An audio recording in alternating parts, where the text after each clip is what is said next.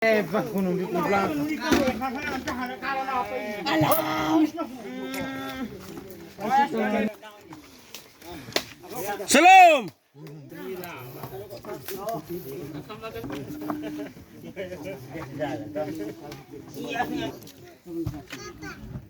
Ini kamera, angkat bantu di kepala itu. Ah, itu. Pelan-pelan, oh, pelan-pelan.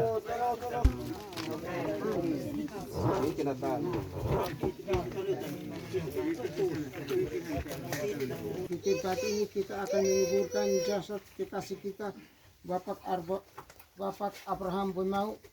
Dengarkanlah janji hidup mata pada waktu bunyi nafiri yang terakhir. Nafiri akan berbunyi dan orang-orang mati dalam keadaan yang tidak dapat binasa. Kita semua akan diubah karena yang dapat binasa ini harus Putra dan Roh Kudus.